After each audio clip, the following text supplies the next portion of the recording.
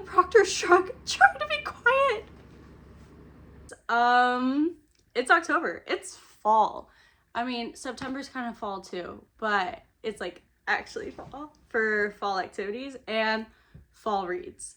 So what I have decided to do is where it's like a speed dating read of your possible TBR. So I have 9 books here. 1, 2, 3, 4, 5, 6, 7, 8, 9, 10. 10 books here. Damn. That kind of gave me fall vibes off of my physical TBR. So we're gonna choose 7 of those books to read this month. So again, if y'all don't know, I feel like I repeat myself all the time, but it is very important to building or like making the TBR for the months, is that I'm currently doing a physical TBR challenge with my boyfriend, that if I finish 22 books by my birthday, November 15th, what? 13th, that I get to go on a shopping spree in Barnes & Noble for 5 minutes. And I'm very excited and I'm very grateful for it. The sad part about that is most of my TBR are big chunky books, hence why I haven't really gotten into it as much as I probably should have. But we're not gonna lose this challenge, okay? And so far we are behind and I gotta get those numbers back up. So I really need fall vibes because that's what I'm really wanting right now, that I want to devour. And just every 5 seconds I'm like, I want to pick up the book. I want to pick up the book. What I am going to do is I'm going to take the book, I will read the synopsis to you, and then I will go ahead and read a couple of pages. I think we're gonna do 10 pages every book. Millie's coming in. No ma'am. Anyway, back here. She's my little chaos monster. Look at her. And we had to block off the underside of the couch because she loves to put the ball under the couch and then claw at it. And yeah. Anyways, okay, sorry. Back to what I was saying. I'm gonna read the synopsis, then I'm gonna read 10 pages, and then I will be like, yes or no pile. I really hope this narrows it down, but let's see. So, first off, we have Babel by R.F. Kuang.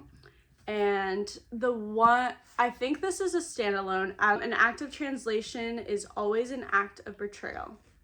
1828, Robin Swift, an orphaned, is brought to London by the mysterious Professor Lovell. There, Robin trains for years in Latin, ancient Greek, and Chinese, and all in preparation of the day he will enroll in Oxford University's prestigious Royal Institute of Translation, also known as Babel. Babel is the world's center of translation and, more importantly, magic. Silver works and the art of manifestation, the meaning lost in translations uses enchanted silver bars, has made the British unparalleled in power, and as an arcane craft serves the empire's quest for colonization. For Robert, Oxford is a utopia dedicated to the pursuit of knowledge, but knowledge obeys power, and as a Chinese boy raised in Britain, he realizes serving Babel means betraying his motherland. As his studies progress, Robin finds himself caught between Babel and the shadowy Hermes Society, an organization dedicated to stopping the imperial expansion. When Britain's pursues an unjust war with China over silver and opium, Robin must decide, can power institutes be changed from within, or does revolt always require violence? Okay. Okay, that was super interesting. And it's a standalone, so I think that I have to read a couple pages. Little map. Oh, that's so cute. Lobby, legal, interpretation, literacy, reference materials, instruction room, facilities, and silver works. Ooh, okay. Oh, and there's a map of that town. Oh, that's so cute. High Street, King Street, Apple, Broad Street. Okay, cute. Okay, actually, I might only do 5 pages because I am on a bit of a time crunch. But Babel, or the Necessity of Violence, an arcane history of Oxford translation revolution. Okay. Author's note. I will read that when I get into the book. Sorry, honey.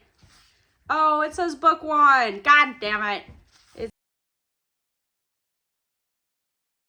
So that was page 5. So I think we're just gonna stop there. This is what I'm dealing with.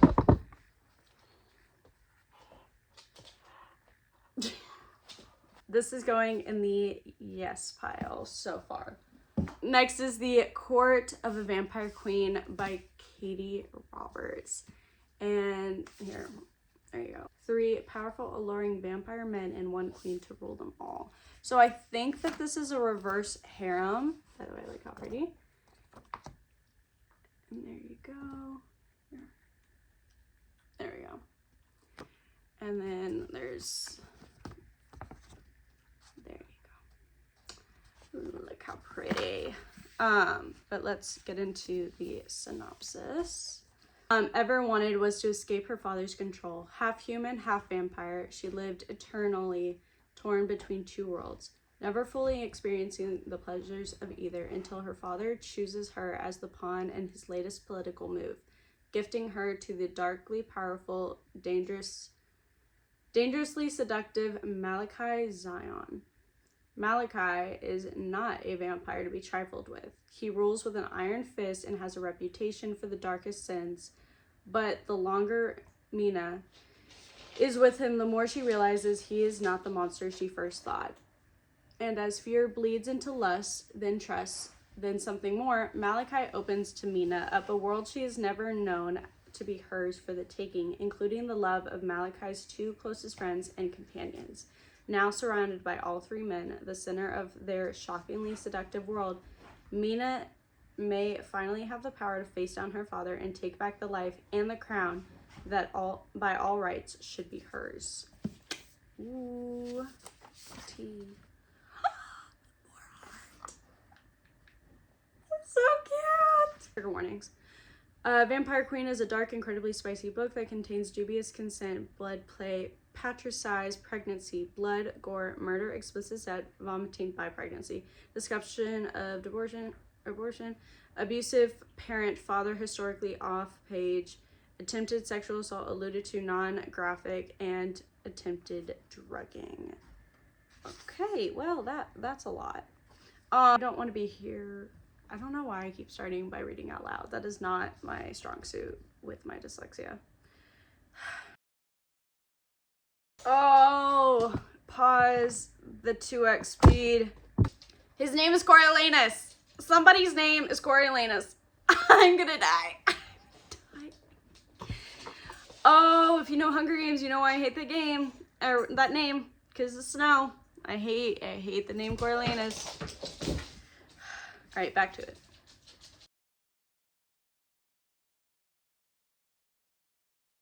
It is her father.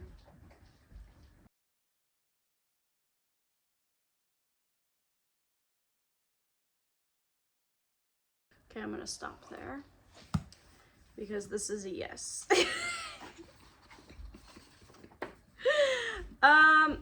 Guys, I'm starting to think that all of these books are gonna be a yes, and if that's true, I'm so screwed. Because yeah, there's such things as like reaching for the stars, but there's also such things as not attainable. But they'll probably just get moved to like the November one, and hopefully. All right, guys, I am back. Can you tell I've been working all day? Anyway, let's get back into it. So, probably should have set up a little bit more first, but you know, why? Why be organized when you can be unorganized and a little chaotic? Who doesn't like chaos? That was an interesting voice that I said. Okay, I think we were on the Poppy War. Did I already read all of this for you? Okay. Don't know how to say the words, guys. We're gonna do the classic fantasy blah blah blah. All right. I'm gonna go ahead and start from the top. You don't get All right. When war orphan Ren aces the Caillou, I think, the empire-wide test to find the most talented youth to learn at the academies, she surprises everyone. Test officials, the guardians who want to marry her off and further their criminal enterprise, and even herself. But being a dark-skinned peasant girl from the south is not easy at Shingard, the most elite military school in China. My only excuse is dyslexia. See, I can't even say the word. Targeted by rival classmates for her color, poverty, and gender. I always have trouble with that word. Rin discovers that the gods, long thought dead, are very much alive, and that she possesses a lethal, unearthly power, an aptitude for nearly mythical art of shamanism that should be the weapon the Empire desperately needs.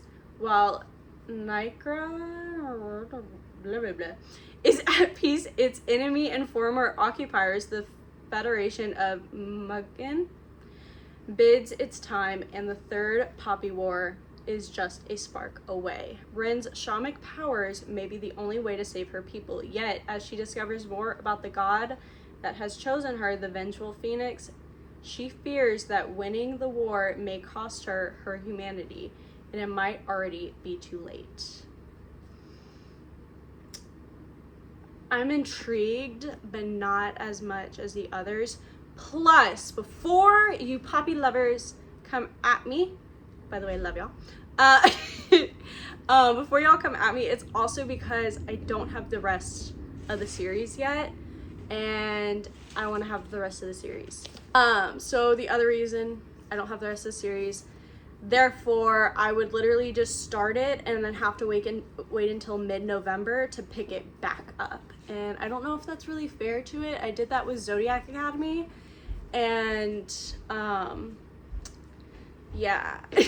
So I kind of want to be able to read them back to back so I don't forget any information. And I kind of want to do that with Zodiac, but also I've been dying to read it again, which is another choice, and we'll get into that later. But Poppy War, I'm gonna put in the no pile. If you think I should read it, convince me in the comments. I am very open to being convinced. Oh, honey, no. Okay, sorry guys. I totally forgot that I need to read a snippet. Map, I love maps. Oh my gosh. I also, sorry, I got interrupted. Go ahead and put us on 2x speed.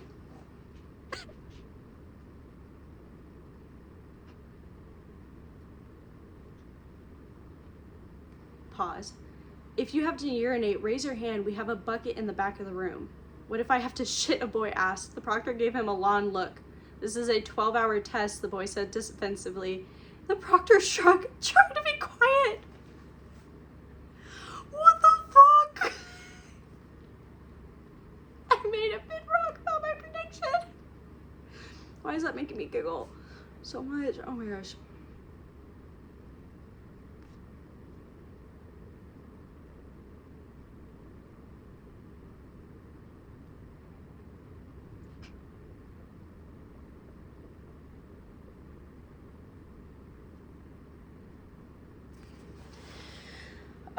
That made me giggle, so I think this is gonna have to be a maybe. Guys, what if all these books go in the yes pile? Should I just make all of them my TBR? Watch that be the point of this whole video, basically me going, so I can't decide, guys, all of the books. I wonder if that's some foreshadowing for y'all. Anyways, this is going in the maybe pile, but it's a very strong contender, so. All right, next, Cursed by Thomas Wheeler. Yeah. And then there's illustrations by Frank Miller. I saw this as a movie trailer on Netflix, and I was like, ooh, that sounds interesting. Then I found out it was a book when I went to the bookstore, and I was like, oh, I'm gonna get this, and then I never touched it again. And here we are, years later. So let's get into this synopsis. The time for kings is over. The sword has chosen a queen. Neiman was an outcast. Her connection to dark magic made her something to be feared in her druid village. That made her desperate to leave. That is, until the I literally play D&D. Paladins slaughtered her entire village, and her fate was forever altered. Charged by her dying mother to reunite an ancient sword with the legendary sorcerer is now her people's only hope. Her mission leaves little room for revenge, but the growing power within her can think of nothing else. She teams up with a charming mercenary named Arthur and a refugee fair folk. She wields the sword meant for the one true king. She battles to unite her people, avenge her family, and discover the truth about her destiny. And perhaps the one thing that can change destiny itself is found at the edge of a blade. Ooh. All right, now, oh my God, that feels so good in my hands. What? I think it's like a matte finish is on it. What? Oh my God, that felt so good. So weird, but like, ooh, damn. All right. Get it, girl.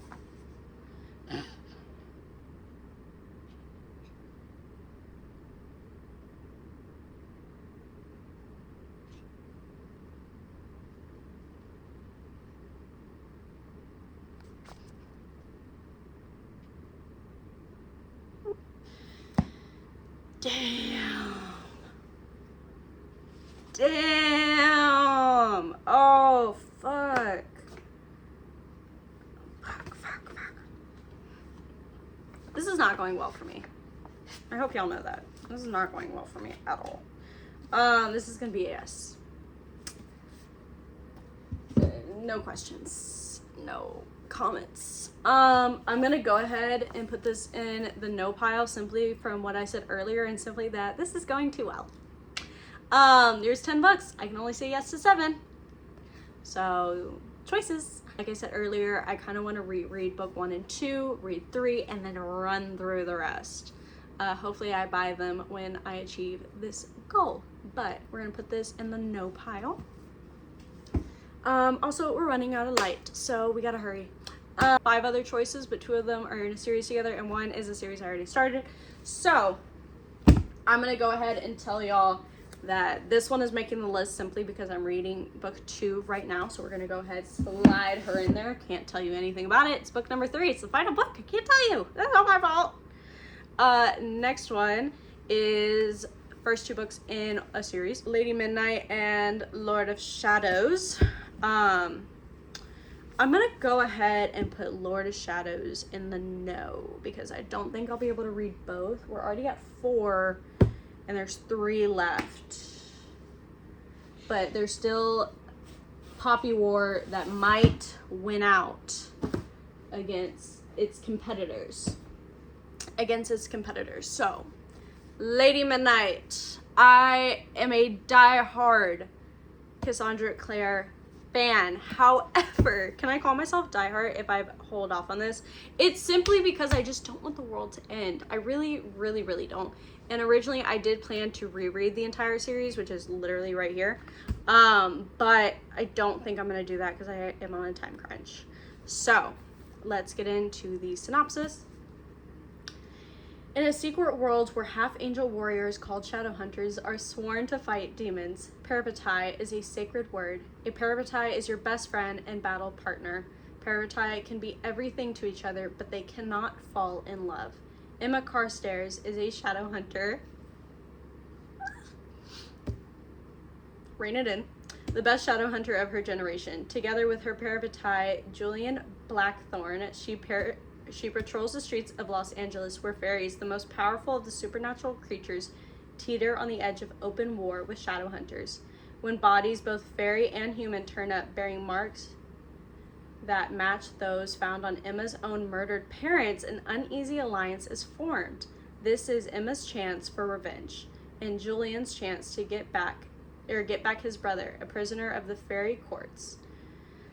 All they have to do is solve the murders within 2 weeks and before the murderer targets them. So this is gonna go in the yes pile. Hope that's okay with y'all.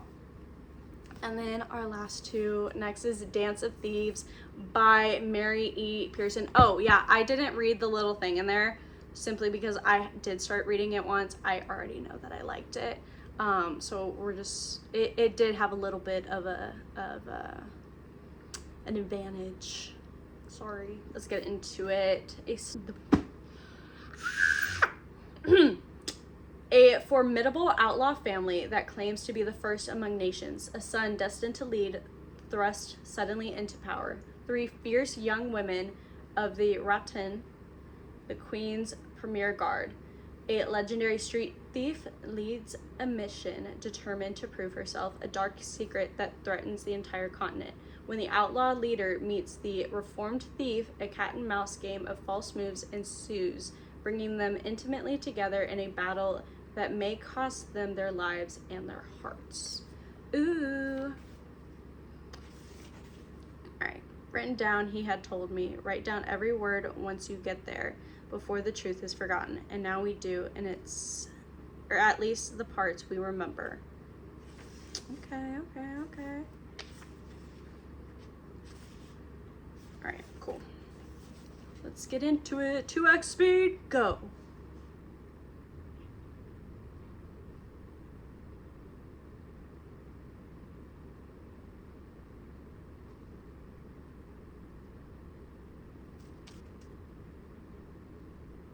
Rin.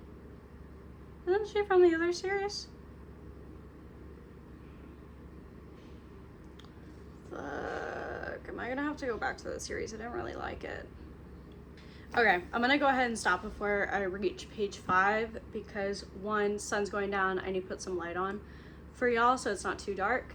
But 2, I think I need to finish a series that I DNF to read this, or at least read a recap.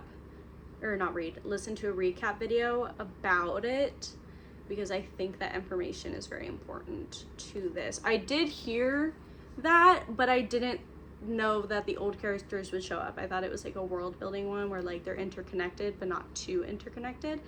I don't know what you call that, but we're gonna say no to this one. So let me get some lights on. Oh yeah, that's better. Okay, sorry for the lighting, guys. It's still the work week, so I can only film like after 5:30 when I get off, and then I forgot I had therapy, so we had to do that first. Whoops.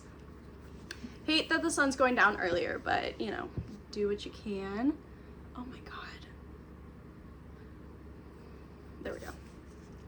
Next, These Violent Delights by Chloe Gong. I'm excited. All right, let's get into the synopsis. But I've heard good reviews so far about this book, so. The year is 1926 and Shanghai hums to the tune of debauchery. Oh, I love that word. A blood feud between two gangs runs the streets red, numbing the city to its chaos. At the heart of it is an 18-year-old Juliet Kai, a former flapper girl who has returned to begin her duties as a proud heir of the Scarlet Gang, a network of criminals far above the law. Their only rivals in power are the White Flowers, who have fought the Scarlets for generations.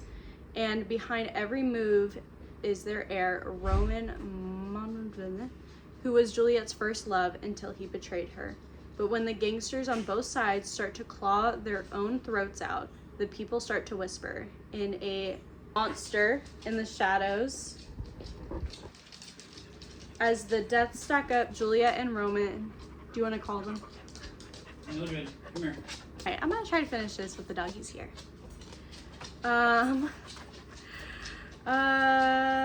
Her first love until he betrayed her, but when the gangsters of both sides start to claw their own throats out, the people that a monster in the shadows. As the deaths stack up, Juliet and Roma must set their guns aside, work together no matter their personal grudges.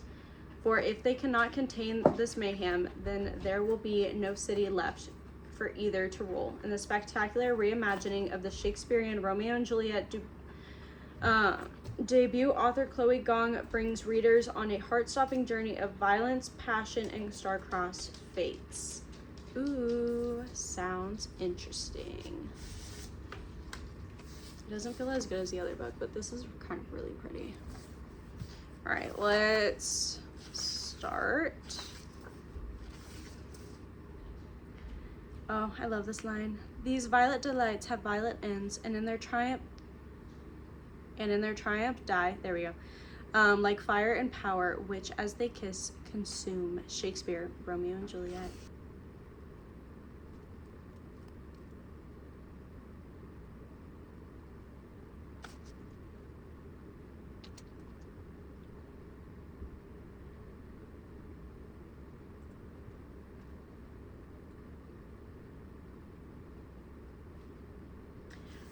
Quick pause. I really like how they're kind of initiating a fight through their own dialects of their language.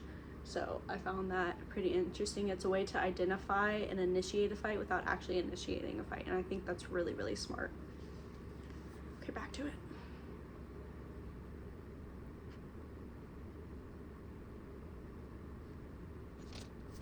All right. I originally reading it, I was like, nah. But getting all the way to page 5, then it caught my interest. Unlike the Poppy War, which immediately caught my interest with the first word and the rest of the 5 pages. However, I will be choosing these Violent Delights simply because I have the second book in the series. I do not have the second book in the series for these. But hold on, I think my count's off. Is this only 6? It's only 6. What if we did the continuation? I think that's what we should really do. Because if I do the continuation, then I will actually end up knocking off 3 books of the TBR instead of starting a whole nother series. So I would knock off, with this TBR, I would be able to knock off or at least almost complete 1, 2, 3 series. 3 series in 1 month. Completely knock off or very close to knocking off. So I think what we're actually going to do is take back what I said earlier, ignore me, and re-add Lord of Shadows by Cassandra Clare. So those are going to be the 7 books. These are the books that I am not choosing. So for this month, okay guys, we still have this challenge to go. We still have 2 weeks in November to get this done. We have the 3rd book of Zodiac Academy, so I can read the whole series together and reread the first 2. We have Dance of Thieves because it's more intertwined than I thought, so we need to reread the other series or listen to a summary of the series video. And if y'all have anything for that, let me know. And then Poppy War is going to be saved for next month, maybe? Yeah, when I can buy the rest of the series, depending on how the rest of the TBR falls when this challenge is done. So those are 3 no-goes. And now let's look at our 3 yeses. We have 3rd book of Crescent City, 2 books of the Dark Artifices, These Violent Delights, Cursed, Court of a Vampire Queen. Last but definitely not least, we have Babel. All right, so with that, let's scooch on over, okay, and just pray to God these don't fall. And then just put our chin on it. Oh God. Oh. Ta-da! All right, the 7 books for October. This is why I should have been a server. No. Damn. Okay, hold on. Okay, we can do this. We are smart. We can do this.